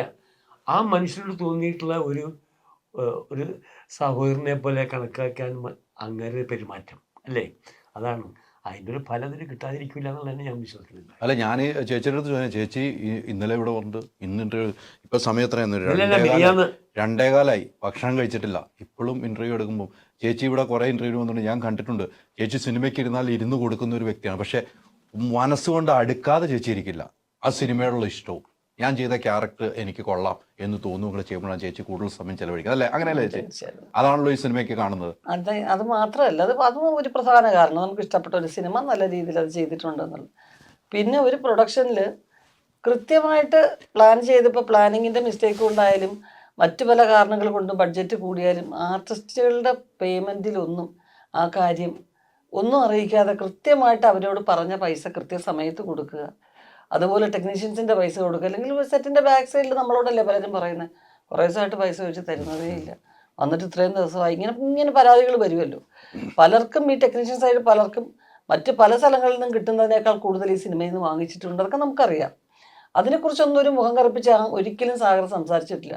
സാഗറിൻ്റെ കൂടെയുള്ളവരുടെ സഹോദരങ്ങൾ രണ്ടുപേരും ഇന്നേ വരെ വിളിച്ചിട്ട് മര്യാദയ്ക്ക് വല്ലതും നടക്കുന്നുണ്ടോ ചേച്ചി എവിടെയും ചോദിച്ചിട്ടില്ല. പൂജയുടെ അന്ന് കണ്ടതാ അവരെ. അപ്പോൾ ഒരു നല്ല മനസ്സിൻ്റെ ഉടമകളായിട്ടുള്ള അവർ 3 പേരും അത് ഈ പ്രൊഡക്ഷൻ നിലനിൽക്കണം എന്ന് ഹൃദയപൂർവ്വം തന്നെയാണ് പറയുന്നത്. കാരണം നമ്മളെ സംബന്ധിച്ചിടത്തോളം ഈ വ്യവസായം കൂടുതൽ നന്നാകണം. എത്രയോ പേരുടെ ജീവിതമാർഗ്ഗമാണിത്. അപ്പോൾ അതുകൊണ്ട് ഈ സിനിമ നന്നായി വരണേ എന്ന് പ്രാർത്ഥിക്കുകയാണ്. അതുകൊണ്ട് തന്നെയാണ് പ്രധാന കാരണം. തീർച്ചയായിട്ടും കുറേ അമ്മവേഷങ്ങൾ ചെയ്തിട്ടുണ്ട് അല്ലേ? അമ്മവേഷങ്ങൾ കുറേ ചെയ്തിട്ടുണ്ട്. അതിൽ നിന്നും വ്യത്യസ്തമായ ഒരു അമ്മവേഷം എന്ന് ഇതിലേക്ക് പ്രേക്ഷകർ മുമ്പിലേക്ക് പറയാൻ എന്തായിരിക്കും ഉള്ളത്? അമ്മ എന്ന് പറയുന്നത് ഒരിക്കലും ഒരു വേഷമല്ലല്ലോ. അത് ജീവിതത്തിൻ്റെ ഒരു സ്ത്രീയുടെ ജീവിതത്തിൻ്റെ ഒരു ഘട്ടമാണ്. അത് ആ ഇതിൻ്റെ സ്വഭാവത്തിൻ്റെ സവിശേഷത എന്താണ്, ആ കഥയിൽ ആ കഥാപാത്രത്തിൻ്റെ പ്രാധാന്യം എന്താണെന്നുള്ളതാണ് പ്രധാനം. അതിനവർക്ക് അമ്മയാകാം, ഭാര്യയാകാം, ആ കുടുംബത്തിലെ അമ്മയും ഭാര്യയും സഹോദരിയും ഒക്കെയാണ് ഒരു സ്ത്രീ. പക്ഷെ ഇവരെ ഏറ്റെടുക്കുന്ന ഉത്തരവാദിത്തങ്ങൾ ആ സിനിമയ്ക്ക് വേണ്ടി, ആ സിനിമയുടെ കാര്യമാകുന്നുണ്ടോ, കാരണമാകുന്നുണ്ടോ, അല്ലെങ്കിൽ ആ കഥ ഫിനിഷ് ചെയ്യാനൊരു കാരണമാകുന്നുണ്ടോ, ഇതൊക്കെ എല്ലാവരും ക്യാരക്ടറിനെ ഒരു ഇമ്പോർട്ടൻസ് കൊടുക്കുന്ന സംഗതികൾ. അപ്പോൾ ഇതെന്ന് പറയുന്നത് ഈ ടീച്ചറിൻ്റെ ജീവിതത്തിലേക്ക് വരുന്ന ഒരു നിസ്സാരമായ ഒരു സംഭവം കേസാവുകയും അത് ഇവരുടെ ജീവിതം ഇല്ലാതാക്കുകയും ഇവരുമായിട്ട് ബന്ധപ്പെട്ട കുറേ പേരെ ഇത് ബാധിക്കുകയും ചെയ്യുന്നതാണ്. അപ്പോൾ തീർച്ചയായിട്ടും അത് അവരുടെ കഥയാവുകയാണല്ലോ. അത്രയും ഒരു ഇമ്പോർട്ടൻസ് ഈ ക്യാരക്ടറിനുണ്ട്. പിന്നെ ചെറിയ ഹ്യൂമറുണ്ട്, അത്യാവശ്യം ആൾക്കാർക്ക് കണ്ടിരിക്കാനുള്ള സന്തോഷമായ മൊമെൻറ്റ്സ് പലതും ഉണ്ട്. പിന്നെ ചെറിയ ഇമോഷൻസ് ഉണ്ട്. വലിയ കരഞ്ഞു തീർക്കാൻ പറ്റുന്ന കാര്യങ്ങളെല്ലാം പറഞ്ഞിരിക്കുന്നത് ചെറിയ സന്തോഷങ്ങളിൽ കൂടെ പറഞ്ഞിരിക്കുന്നത്. അപ്പോൾ അങ്ങനെ കുറേ കാര്യങ്ങളുണ്ട് ഇതിനകത്ത്. അല്ല, ഇപ്പം ട്രെയിലറിലാണ് ഇന്ദ്രൻ ചേട്ടൻ ലാസ്റ്റ് പറയുന്ന ആ ഡയലോഗ് കേൾക്കുമ്പോൾ നമുക്കൊരു മനസ്സിലൊരു ഫീലാണ്.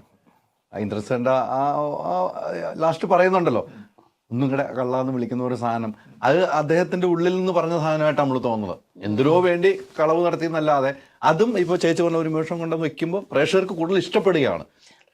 കള്ളനെന്ന് ആരോപിക്കപ്പെടുന്ന വ്യക്തി ആവുന്നേ ഉള്ളൂ. അതെ അതാണ് പറഞ്ഞത്. അതാണ് കള്ളനെന്ന് ഞാൻ കണ്ടിട്ടില്ല, പിന്നെ കക്കുന്നത് കണ്ടിട്ടില്ല. ആ പമ്പ് സെറ്റിനെ കുറിച്ചും എനിക്കറിയില്ല. ഞാൻ ആ വീട്ടിൽ ഭാര്യയായിട്ട് ചെന്ന് കയറുന്നതിൻ്റെ എത്രയോ കാലങ്ങൾക്ക് 62 മുതലുള്ള പമ്പ് അവിടെ ഇരിക്കുക. അതിനെക്കുറിച്ച് എനിക്കൊന്നും അറിയത്തില്ല. അത് പിന്നെ കോടതിയിൽ എത്തിക്കഴിഞ്ഞ് ഇന്ന ആളാണ് എന്ന് ആരൊക്കെയോ പറഞ്ഞത് വിശ്വസിച്ചു കേസായി. പക്ഷെ അത് തെളിയിക്കാൻ എന്നെ കൊണ്ട് പറ്റുന്നില്ല. കോടതിക്ക് തെളിവാണ് ആവശ്യമെന്നുള്ളതും അതിപ്പോഴാണ് എനിക്ക് മനസ്സിലാവുന്നത്. നമ്മൾ പാവണ്ട് പറഞ്ഞാൽ പോരാ, ഒരു 100 പേര് ഒരുമിച്ച് പറഞ്ഞാലും പോരാ, കോടതിക്ക് വ്യക്തമായ തെളിവുകൾ വേണം.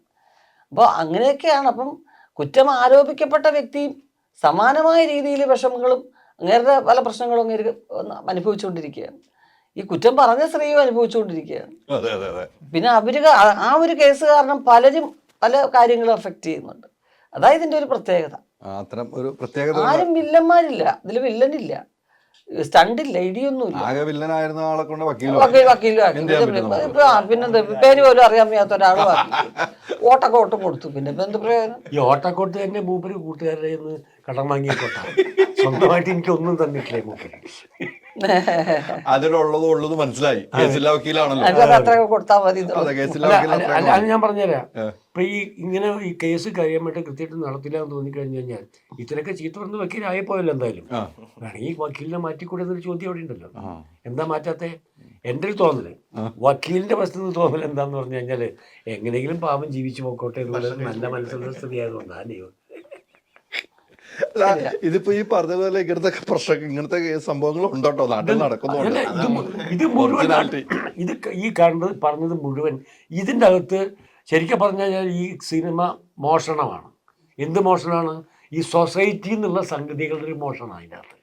ഈ സൊസൈറ്റിയിൽ ഇല്ലാത്തൊരു സംഗതി ഇതിൻ്റെ അകത്തില്ല, എല്ലാം ഇതിൻ്റെ അകത്തുള്ളത് തന്നെയാണ്. അല്ല, അത്തരം സിനിമകൾ വരുമ്പോഴാണ് വിജയം ആളുകൾക്ക് പെട്ടെന്ന് ഉൾക്കൊള്ളാൻ പറ്റും. തീർച്ചയായിട്ടും ഞാനിത് പറയാൻ, ഞാനാണ് ഒരു വക്കീലാണ്, ഇത് ഞാനാണല്ലോ ഈ വക്കീല് എന്ന് ചിന്തിക്കാൻ പറ്റും. തീർച്ചയായിട്ടും ഞാനിത് പറയാൻ കാര്യം എന്ന് പറഞ്ഞു കഴിഞ്ഞാൽ നമ്മുടെ എൻ്റെ ഒരു സുഹൃത്ത് ഒരു സിനിമ കഥ എഴുതി അത് അഭിനയിച്ചു കഴിഞ്ഞപ്പോൾ അത് ഇത് കളവാണെന്ന് പറഞ്ഞ് വലിയൊരു വിപ്ലവമൊക്കെ ഉണ്ടാക്കി എൻ്റെ അകത്ത്. അപ്പോൾ അത് സമ്മതിച്ചു, ഞാൻ കട്ടത് തന്നെയാണ്. പക്ഷെ ഞാൻ സൊസൈറ്റിയിൽ നിന്ന് കട്ടെടുത്തതാണ്. അതാ പറഞ്ഞത്. അതാണ് കൃത്യമാണ്. സിനിമ കണ്ടിറങ്ങുമ്പോൾ ഇങ്ങനത്തെ ഒരു അമ്മ ഉണ്ടാകാം, ഇങ്ങനത്തെ ഒരു സാഗർ ഉണ്ടാകാം, ഇങ്ങനത്തെ ഒരു അഡ്വക്കേറ്റ് ഉണ്ടാകും, അല്ലെങ്കിൽ എന്റെ സുഹൃത്ത് ആ അഡ്വക്കേറ്റ് ഇങ്ങനെയാണല്ലോ എന്ന് പറയാൻ പറ്റും. അയ്യന്തോള് കോടതിയുടെ മുമ്പിൽ നിന്ന് കാണാം, കോട്ടയ്ക്കുള്ള വക്കീലന്മാരെ കാണാം. എന്നാ എനിക്ക് തോന്നണേ കാണാൻ പറ്റും. പഴയ കാലത്ത് വായിച്ചിരുന്ന ആൾക്കാര് ഇപ്പം ഞാനൊരിക്കൽ നമ്മുടെ ഒരു ആർട്ടിസ്റ്റ് ഇങ്ങനെ പറഞ്ഞു കേട്ടിട്ടുണ്ട്, കുറച്ച് പ്രായമൊക്കെ കഴിഞ്ഞ് പടങ്ങളൊന്നും ഇല്ലാതെ ഇപ്പം മോനെ ഞാനിങ്ങനെ ഇപ്പം എന്താ ഭക്ഷണം കഴിക്കണമെന്നറിയോ, ഒരു പ്ലേറ്റിൽ ഭക്ഷണം വെച്ചിട്ട് ഞാൻ കസരിയിട്ട് പുറത്ത് നിന്നിരുന്ന് കഴിക്കും, പഴയ ഓർമ്മ വരാൻ വേണ്ടിയിട്ടാണെന്ന് പറയും എൻ്റെ അകത്ത്. അങ്ങനെ പല വക്കീലന്മാരുണ്ട്, പ്രത്യേകിച്ച് കേസൊന്നും ഉണ്ടാവില്ല, പക്ഷെ എന്നാലും ആ സമയമാകുമ്പോൾ കോട്ടൊക്കെ കോടതി വരും, കയറിയിരിക്കും, നോക്കും, തിരിച്ചു മറ്റുള്ളവർ വാദികളെ കേട്ടിട്ടങ്ങ് പോകും അല്ലേ. അതും കുറെ കേട്ട് പഠിക്കാന്നോർത്ത് പോണായിരിക്കാം, കേട്ട് പഠിക്കാൻ വേണ്ടി പഠിക്കേണ്ട പ്രായമൊക്കെ കഴിഞ്ഞൊക്കെ വരാം. അതേ പ്രായമുള്ള ആളെയാണ് ഈ സിനിമയിൽ വെച്ചേക്കണം കേട്ടോ. അതെ, അതന്നെ ഞാൻ പറഞ്ഞു. അത്രയൊക്കെ വാദിച്ചാൽ മതി, ജയിച്ചില്ലെങ്കിൽ കുഴപ്പമൊന്നുമില്ല. ജീവിക്കാനുള്ള കാശ് കിട്ടിയാൽ മതി. അത്യാവശ്യം വലിയ ആർഭാടൊന്നും വേണ്ട. കാലത്ത് ചെറിയൊരു ബ്രേക്ക്ഫാസ്റ്റ്, 2 പഴം, റോബസ്റ്റ പഴം, ഒരു കട്ടൻ ചായ മതി. ഉച്ചക്കിലേക്ക് എന്തെങ്കിലും ഇവര് കഴിക്കുമ്പോൾ അതിന്റെ കൂടുതൽ പൊതിച്ചോറ് കൊണ്ട് തരുന്നത്, ആ പൊതിച്ചോറ്. പക്ഷെ രസകരമായിട്ടുള്ള സംഭവമാണോ, കൊറേ നമുക്ക് വർക്ക്ഔട്ട് ചെയ്തിട്ടുണ്ട് സിനിമ. എന്താ ക്യാരക്ടർ എന്നറിയോ, ഈ കേസ് വാദിക്കാൻ വരുമ്പോ കൊണ്ടുവരുന്നത് അപ്പൊക്കെ കൊണ്ടുവന്നിട്ട് കാണുന്നവർക്ക് മുഴുവൻ കൊടുക്കുകയാണേ. കേസായിട്ട് ബന്ധപ്പെട്ടൊന്നും കേൾക്കുന്നതല്ല, അവിടെ വന്ന് കണ്ടുപരിഞ്ഞ് നോക്കിക്കുന്ന കുമ്പളപ്പം പിടിച്ചൊക്കെ കഴിച്ചോന്നിട്ട്. അത് മാത്രം വക്കീലിന് ഇഷ്ടമല്ല. അത് മാത്രമല്ല, വക്കീലിന്റെ സാധനം മാത്രമേ രാവിലത്തെ റോബസ്റ്റ പഴം കിട്ടിയാൽ മതി, വേറെ ആർക്കും കൊടുത്താലും വിഷയമില്ല. സാഗർ പറഞ്ഞ പോലെ നേരത്തെ പറഞ്ഞ കുറേ സിനിമകൾ ചെയ്തു എന്ന് പറയുന്നു. ഇപ്പം ഒരു സിനിമയിലേക്ക് വരികയാണല്ലേ, ആ സിനിമ റിലീസിന് കുറച്ച് ദിവസം മാത്രം ബാക്കി നിൽക്കുന്നു. അപ്പോൾ മനസ്സിൽ ഈ ഒരു സന്തോഷമല്ലേ, ഫ്ലെക്സൊക്കെ നമ്മുടെ ഫ്ലെക്സുകൾ തന്നെ, നമ്മുടെ മുഖം തന്നെ ഫ്ലെക്സിൽ വരുന്നു അല്ലേ. നമ്മളൊരു നടനായുണ്ടല്ലോ, പ്രൊഡ്യൂസർ ആയതുകൊണ്ടല്ല ഞാൻ ചോദിക്കുന്നത്, ഒരു നടനും കൂടെയാണ്. നല്ലൊരു വേഷമാണ്. പ്രൊഡ്യൂസറിന് എവിടെയും പൈസ മുടക്കി ഫ്ലെക്സ് വെക്കാം. ആംഗ്ലീനകത്ത് അഭിനയിച്ചൊരു നടൻ, നല്ല വേഷം ചെയ്ത നടൻ എന്ന രീതിക്കാണ് ഞാൻ ആ ചോദ്യം ചോദിച്ചത്. കാണുമ്പോൾ ഒരു സന്തോഷമല്ലേ? ആ സന്തോഷമാണ്, ഒരു നടൻ എന്നുള്ള രീതിയിൽ സന്തോഷമാണ്. പ്രൊഡ്യൂസർ എന്ന നിലയിച്ച് സങ്കടമുണ്ട്, ഫ്ലെക്സ് അടിച്ച് പൈസ പോയല്ലോ. സന്തോഷമാണെങ്കിൽ റിലീസ് ചെയ്ത് കാശ് അത് കിട്ടും. ജനങ്ങളെ തിയേറ്ററിൽ കയറി നമ്മൾ ചെയ്ത വർക്ക് അവർ കാണുമ്പോൾ, ഒരു നടൻ എന്നുള്ള രീതിയിലാണെങ്കിലും പ്രൊഡക്ഷൻ എന്നുള്ള രീതിയിലാണെങ്കിലും നമ്മൾ എന്ത് ചെയ്താലും, ഏതൊരു ആർട്ടിസ്റ്റ് ആണെങ്കിലും അവർ ചെയ്യുന്ന വർക്ക് ജനങ്ങൾ കാണുമ്പോഴാണല്ലോ അവരുടെ സന്തോഷം. തീർച്ചയായിട്ടും അതല്ല നമ്മളെ പോലുള്ള ആൾക്കാർക്ക് അറിയത്തുള്ളൂ. ഞാൻ ഇപ്പം ചേട്ടൻ ഞാൻ പറഞ്ഞില്ല, ഞാൻ വേറെ പടങ്ങളിൽ അഭിനയിച്ചിട്ടുണ്ട്, പല പടങ്ങളും കണ്ടിട്ടുണ്ട്, പല ഗെറ്റപ്പ് കാരണം പല ആൾക്കാർക്ക് നമ്മൾ മനസ്സിലായിട്ടില്ല. പക്ഷെ ചില സിനിമകൾ ഇറങ്ങിയിട്ടില്ല, ത്രൂ ഔട്ടായിട്ട് ചെയ്യുന്ന പല പടങ്ങളും ഇറങ്ങിയിട്ടില്ല. അപ്പം അതുകൊണ്ട് നമ്മൾ ചെയ്യുന്ന വർക്ക് ജനങ്ങളുടെ ഫ്രണ്ടിലേക്ക് എത്തുമ്പോഴാണ് നമുക്ക് എപ്പോഴും ഒരു സന്തോഷം. അത് നല്ലതായാലും ചീത്തയാണെങ്കിലും നമ്മുടെ അടുത്ത് ഇങ്ങനെ ചെയ്യാം, അങ്ങനെ ചെയ്യാം, അല്ലെങ്കിൽ കൊള്ളാം എന്നൊക്കെ പറയുമ്പോൾ അത് കാണുന്നതാണ് നമ്മുടെ ഏറ്റവും വലിയ സന്തോഷം. നമ്മൾ ചെയ്ത ഒരു സിനിമയിൽ ഒരു സീനാണെങ്കിലും പ്രേക്ഷകന്റെ മനസ്സിന്റെ ഉള്ളിൽ നിന്നാൽ മതി. അതെ അതെ, അതിൻ്റെ അപ്പുറത്തേക്കൊരു നമുക്കൊരു പാസ് ഔട്ട് മാർക്കില്ല കേട്ടോ. ഒരു സീനാണെങ്കിലും പ്രേക്ഷകരുടെ മനസ്സിന്റെ ഉള്ളിൽ നിന്നാൽ അത് വലിയ കലാകാരനായി മാറുകയാണ്. അങ്ങനെയാണ് കലാകാരന്മാരുണ്ടായേക്കണം, കലാകാരിമാരുണ്ടായേക്കണം. വാശിയല്ല ഒന്നും അല്ലേ ഉർവശി? ഇത്ര വർഷത്തെ എക്സ്പീരിയൻസ് വെച്ച് നോക്കുമ്പോൾ തീർച്ചയായിട്ടും എത്രയോ സിനിമകൾ ചെയ്തു. ഈ പറഞ്ഞ കറക്റ്റാണ് കേട്ടോ. എൻ്റെ തല നോക്കി ഞാൻ എത്ര ചുമരമെന്ന് നോക്കി നടന്നിട്ടുണ്ടെന്നറിയോ. കാണാതെ മുമ്പ് വരുന്നൊരു സങ്കടം നിസ്സാരമൊന്നുമില്ല, കണ്ടു കഴിയുമ്പോഴൊരു സന്തോഷം. അതതിൻ്റെ ഒരു മനുഷ്യൻ്റെ, ഒരു സാധാരണ ഒരു ആർട്ടിസ്റ്റിൻ്റെ വലിയ മോഹമല്ലേ ശരിക്കും. പിന്നെ തീർച്ചയായിട്ടും അതെ. ഈ പറഞ്ഞതുപോലെ കുറേ നാളുകളായിട്ട് 2019 കഥ പറയുന്നു, പക്ഷെ പെട്ടെന്നായി ഈ സിനിമ. ഞാൻ നോക്കിയിട്ടുണ്ട്, പെട്ടെന്നായി. 2019 പറഞ്ഞത് 23-ലായപ്പോൾ സിനിമ കഥ അന്ന് പറഞ്ഞ് കേട്ടോളൂ. അതിന് സിനിമ പെട്ടെന്ന് നടന്നു എന്നുള്ളൊരു സന്തോഷം വലുതാണ് കേട്ടോ, ഒരു പുതിയ ഡയറക്ടർ എന്ന നിലയിൽ. അത് എനിക്ക് എടുത്തു പറയാം. എത്രയോ ഡയറക്ടർമാർ സിനിമ ചെയ്ത് വെച്ചിട്ട് ഇപ്പോഴും നടക്കാൻ പറ്റാതെ എത്രയോ വർഷങ്ങൾക്ക് ശേഷം ചെയ്തവരുണ്ടെന്നുള്ളൂ. ഇനി ഒരു സിനിമ ചെയ്യണമെന്നുണ്ടെങ്കിൽ, ഇനിയൊരു സിനിമ ചെയ്യണമെങ്കിൽ ഇത് എന്തും ആയിക്കോട്ടെ, ഇദ്ദേഹത്തിനെ കൈവിട്ടിട്ട് പോവോ? ഇത് എന്റെ ലൈബ്രറിയിൽ കാണും. ഓക്കെ അല്ലേ? എനിക്ക് വളരെ ഇഷ്ടപ്പെട്ടു. എനിക്ക് അതാണ് ഇഷ്ടപ്പെട്ടത്. ഈ 3 ദിവസത്തെ ഇന്റർവ്യൂകളിൽ ഏറ്റവും ഇഷ്ടപ്പെട്ട ഒരു സാധനം ഇതാണ്. അതല്ലേ ഹൈദരാലി. അല്ല, ഞാൻ ഒറ്റ ചോദ്യം ചോദിച്ചുള്ളൂ, ലൈബ്രറിയിൽ കാണുന്നു പറഞ്ഞു, ഇത്രേ ഉള്ളൂ. അത് വേണം, സിനിമയ്ക്ക് വേറെ പോവാം. അത് നമ്മൾ വന്ന വഴി നോക്കി ഇദ്ദേഹത്തിൻ്റെ ഇപ്പം അടുത്ത സിനിമ എനിക്ക് കിട്ടിയടാ എന്ന് നമ്മുടെ സുഹൃത്ത് വലയത്തിലും നീ ചെയ്യുന്ന എന്നൊരു ഈ പ്രൊഡ്യൂസറും ഈ ആക്ടറുമായ പ്രൊഡ്യൂസർ പറയുള്ളൂ എന്നുള്ള കാര്യത്തിലും വ്യത്യാസമൊന്നുമില്ല അല്ലേ ചേച്ചി? തീർച്ചയായിട്ടും ചോദിക്കുക എന്നുള്ളൊരു മര്യാദയാണ് നമുക്ക് വേണ്ടത്. അതുകൊണ്ട് മാത്രമായിട്ട് അത്രയും ചോദ്യം ചോദിച്ചത് വേറൊന്നുമല്ല. എന്തായാലും നല്ലൊരു കൂട്ടുകെട്ടിൽ തന്നെ സിനിമ. ഈ നേരത്തെ പറഞ്ഞ പോലെ ചേച്ചിയും ഇവരെല്ലാവരും ഉണ്ട്. മറ്റ് കഥാപാത്രം ഇന്ദ്രൻ സേട്ടനൊക്കെ കഥ പറയാൻ പോയപ്പോൾ എങ്ങനെയായിരുന്നു അതിൻ്റെ ഒരു? ഇന്ദ്രചേട്ടൻ ഹാപ്പി ആയിരുന്നു. ഒന്നാമത്തെ കാര്യം ഉർവശി ചേച്ചി ഓപ്പോസിറ്റ് വരുന്നുണ്ട്. ഇന്ദ്രചേട്ടൻ ഭയങ്കര ഹാപ്പി. പിന്നെ ഇന്ദ്രചേട്ടന് കുറച്ച് പേടിയുണ്ടായിരുന്നു, ഉർവശി ചേച്ചിയുടെ മുഴുവനുള്ള ക്യാരക്ടർ അങ്ങനെ ആരും ചെയ്തിട്ടില്ല. അപ്പം ഞങ്ങൾ കഥ പലരോടും സംസാരിച്ചപ്പോഴും ഇന്ദ്രചേട്ടന് ഉർവശിയാണെന്ന് പറഞ്ഞപ്പോൾ തന്നെ എല്ലാവർക്കും ഒരു ഭയങ്കര എക്സൈറ്റ്മെന്റ് ആയിരുന്നു. കാരണം ഇതുവരെ അങ്ങനെ വന്നിട്ടില്ല മലയാള സിനിമയിൽ. ചേട്ടന് ഹാപ്പി, ഇന്ദ്രചേട്ടൻ നല്ല ഹാപ്പി ആയിരുന്നു. ഇന്ദ്രൻ സേട്ടുമായിട്ട് വേറെ സിനിമ വന്നിട്ടുണ്ട്, സിനിമകൾ ചെയ്തിട്ടുണ്ട്. അന്ന് ആ ചേട്ടൻ ഹ്യൂമർ മാത്രം പിടിച്ച് ചെയ്തിരുന്ന സമയത്ത് ചില സിനിമകളിൽ ഇതിന്റെ പൂജ തന്നെ വലിയ വാർത്തയായതാ. നിങ്ങൾ ഒരുമിച്ച് വന്നതൊക്കെ പൂജ വലിയ വാർത്തയായിരുന്നു. ഈ ചോറ്റാനിക്കരയാന്ന് തോന്നുന്നു അല്ലേ? അല്ല, ഞങ്ങൾ വന്നിട്ടുണ്ടായിരുന്നു, കവർ ചെയ്യാൻ വേണ്ടി നമ്മുടെ യൂണിറ്റ് വന്നിട്ടുണ്ടായിരുന്നു. ഞാൻ വാർത്ത ചെയ്താണ്, അതാണ് പറഞ്ഞത്. വലിയ വാർത്തയായതാണ്. അതെ അതെ അതെ. ചോറ്റാനിക്കര പൂജയ്ക്ക് ഒരു തള്ള എൻ്റെ വക ഉണ്ട് കേട്ടോ. ചോറ്റാനിക്കര പൂജയിൽ എൻ്റെ വക ഒരു തള്ളും കൂടി കൊടുത്തിട്ടുണ്ട്. കാരണം അവിടെ ഈ സൗകര്യങ്ങൾ കിട്ടാൻ വേണ്ടിയിട്ട് പഴയ പ്രസിഡന്റ് പഴയ ദേവസ്വം പ്രസിഡന്റ് ആണല്ലോ, പഴയ ദേവസ്വം പ്രസിഡന്റ് ആണല്ലോ. അങ്ങനെ അത് അന്ന് പറഞ്ഞിട്ടുണ്ടായിരുന്നു നിങ്ങൾ ഒരുമിച്ച് വരുന്നുള്ളത്. അതെ അതെ. അത് അങ്ങനെ ആ സമയത്ത് ചേട്ടനെ ഒരേ സ്വഭാവമുള്ള ക്യാരക്ടേഴ്സ് മാത്രമല്ലേ കൊടുത്തിട്ടുള്ളൂ അന്ന് ആ കാലത്ത്. അതിനുശേഷം നല്ല കിടിലൻ റോളുകളുമായിട്ട് നല്ല വെറൈറ്റി ക്യാരക്ടേഴ്സ് ചെയ്തതിന് ശേഷം ഒരുമിച്ച് ചെയ്യുന്നൊരു കോമ്പിനേഷനാണ്. അപ്പോൾ എല്ലാവരും ഞാൻ മറ്റു പടങ്ങൾക്ക് പോകുമ്പോഴും ചേച്ചിയും ഇന്ദ്രൻ ചേട്ടനും അല്ലേ, അത് എങ്ങനെയുണ്ടായിരുന്നു പടം, നല്ല പടമാണോ? നമ്മുടെ ഇൻഡസ്ട്രിയിൽ തന്നെ എല്ലാവർക്കും അത് ചേഞ്ചാണ്. അവർ രണ്ടും കൂടെ അഭിനയിക്കുന്നത് എന്തായിരിക്കും. പിന്നെ ഇത് ട്രെയിലർ കണ്ടു കഴിഞ്ഞപ്പോൾ രവിചേട്ടനും കുറേ നാളിന് ശേഷം കുറച്ച് എന്താ പറയുക, ഒരു അതിൽ ഡെഫിനറ്റായിട്ട് ഹ്യൂമർ ഉണ്ടാവും, രവിചേട്ടൻ്റെ ക്യാരക്ടർ കൂടെ ഹ്യൂമർ ആയിരിക്കും എന്നുള്ളൊരു തോന്നൽ ഉണ്ടായിട്ടുണ്ട്. ജോണിയുടെ കൂടെ ഞാൻ അസിസ്റ്റന്റ് ഡയറക്ടറായിട്ട് അല്ലാതെ ആക്ടറായിട്ട് ആദ്യമായിട്ട് വർക്ക് ചെയ്യുകയാണ്. ഈ സിനിമയിലാണ് ആദ്യമായിട്ട് വർക്ക് ചെയ്തിട്ടേ. കേശുവിന്റെ ഒരു ഗസ്റ്റ് റോള് പിന്നെ ജോണി ചെയ്തു ബിഗിനിങ്, പക്ഷേ അത് എൻ്റെ കോമ്പിനേഷൻ ആയിരുന്നില്ല, ദിലീപുമായിട്ട് മാത്രമേ ഉണ്ടായിട്ടുള്ളൂ. ഒന്നിച്ച് വർക്ക് ചെയ്യുന്ന ഇതാണ് ആദ്യമായിട്ട്. അപ്പം എനിക്ക് വളരെ പുതുമയാണെല്ലാം. സനൂഷ ഇത്തിരി വളർന്നതിന് ശേഷം അവളുടെ കൂടെ വർക്ക് ചെയ്യുന്ന സിനിമയാണ്. കുഞ്ഞിലെ എൻ്റെ ചെറുപ്പകാലം അവൾ അഭിനയിച്ചിട്ടുണ്ടാവും ചില സിനിമകളിൽ, പക്ഷേ ചെറുപ്പകാലമൊക്കെ അഭിനയിച്ചിട്ടുണ്ടാവും. അപ്പം അങ്ങനെയൊക്കെ എനിക്കെല്ലാം നല്ല പരിചയം അടുപ്പമുള്ള കുട്ടിയാണ് സനൂഷ. അപ്പം അങ്ങനെയെല്ലാം എനിക്ക് ഭയങ്കര പുതുമയാണ് കോമ്പിനേഷൻ. ഇവരെല്ലാവരും പുതിയ ആൾക്കാർ, അവരൊക്കെ അറിയാവുന്ന ലേറ്റസ്റ്റ് ആയിട്ടുള്ള ടെക്നോളജിയെക്കുറിച്ചും ഒക്കെ നമ്മൾ പഠിക്കുകയാണല്ലോ ഓരോ സിനിമ. ഈ പുതിയ ആളുകളുമായിട്ട് ഇപ്പൊ പുതിയ സംവിധായകരൊക്കെ ആയിട്ട് കൈകോർക്കുമ്പോൾ ഒരു നിമിഷം ചിന്തിക്കുമോ, ഒരു സിനിമയെ കുറിച്ച് ചിന്തിക്കുമോ, പുതിയ ആളാണല്ലോ എങ്ങനെ ഉണ്ടാവുമെന്നൊന്നും നമ്മൾ ആലോചിക്കില്ലേ? തീർച്ചയായിട്ടും ആലോചിക്കുക. അതിപ്പം ഒരാൾ മനോഹരമായിട്ട് കഥ പറഞ്ഞു എന്ന് വെച്ച് നല്ല ഡയറക്ടർ ആവണം എന്ന് നിർബന്ധമില്ല. അപ്പം അതിന് ഉദാഹരണങ്ങൾ പഴയ നല്ല നല്ല ഡയറക്ടേഴ്സ് ഉണ്ട്. പ്രിയൻ ചേട്ടൻ അങ്ങനെ എക്സ്പ്ലെയിൻ ചെയ്ത് കഥ പറയാൻ അറിയാൻ വയ്യ. നല്ല പടമായിരിക്കും, നല്ല ക്യാരക്ടറായിരിക്കും.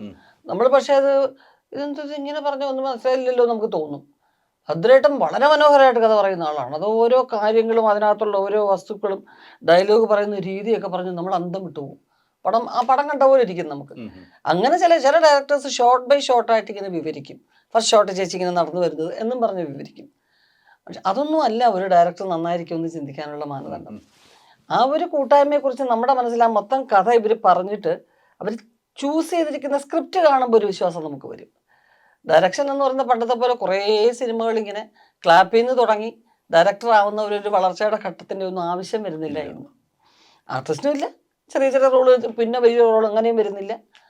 അപ്പം അങ്ങനെയൊക്കെയുള്ള കുറേ കാര്യങ്ങളാണ് ഇപ്പോൾ ഇന്ന് നോക്കുന്നത്. അപ്പം നമ്മളും നോക്കുന്നതാണ് പ്രൊഡക്ഷൻ എങ്ങനത്തെയാണ്, മര്യാദയ്ക്ക് പടം ഇത് ലാസ്റ്റ് വരെ തീർക്കും, അങ്ങനെയൊക്കെ നോക്കും. പിന്നെ കോമ്പിനേഷൻ ആർട്ടിസ്റ്റുകളെ നമ്മൾ പരസ്പരം വിളിച്ചു ചോദിക്കും.